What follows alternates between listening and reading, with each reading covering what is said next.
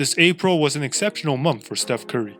He averaged 37 points per game, 6 rebounds, and about 4 to 5 assists. What's more crazy about this is, other teams are able to focus their defense more on Steph, since Klay is out this season, and Steph is the only scoring threat for the Warriors during the meantime. The way I see teams try to contain Steph is just crazy, from multiple players closing out on Steph's shot. And this case of where Jason Tatum literally biting at Steph's shot fake at the logo.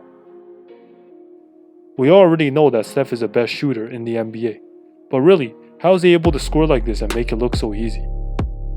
In this video, we'll take a look at how he managed to average 37 points per game in the month of April, despite dealing with double teams and multiple help defenders. Let's get into this.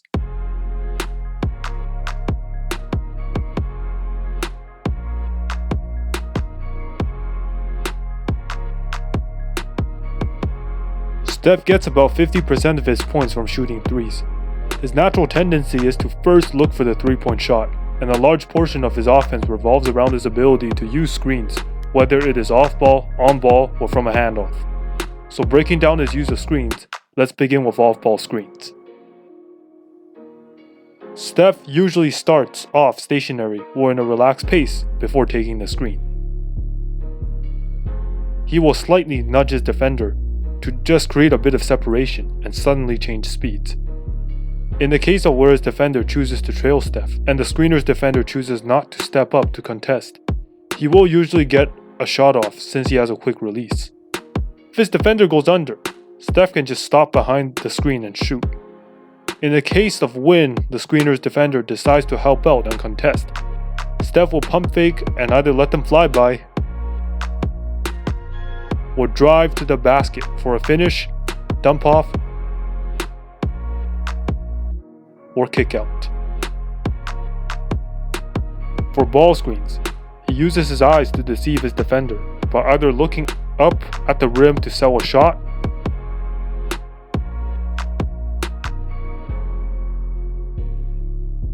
or in the opposite direction of where he intends to go, and then changes pace.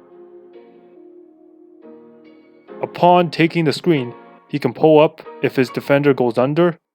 If his defender chooses to trail him, he can snake the screen and either drive to the basket, slip a pass to the roll man, or just do what is simple, pull up for a shot. But hold up, there is still a missing point. What if the screener's defender manages to force a switch, or a Steph gets doubled hard off either type of screens? Well, in this case, Steph may not get a shot off, but he still has other options available to him. If doubled, he can pass to his screener for an open layup or shot, or he could relocate to get a better shot.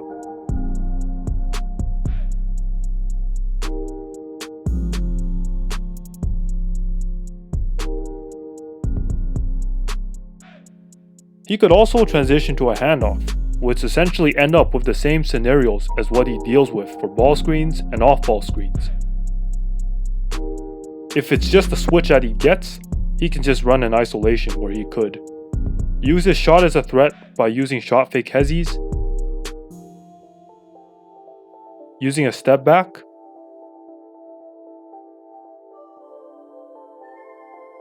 or if his defender is slower than him, he could just drive by. This month's performance has somewhat put Steph in a position to win MVP for this season. However, I still think that the two factors that will determine whether he wins MVP or not will be based on his performance throughout the rest of the season and whether his team makes the playoffs or not.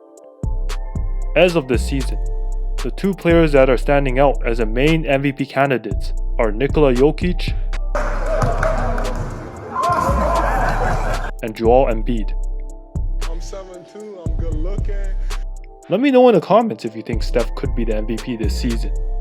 Who do you think is going to be the MVP this season? Also, please don't forget to like this video, subscribe to this channel, and hit the notification bell. I'll be posting more content in the future. Thanks for watching and peace.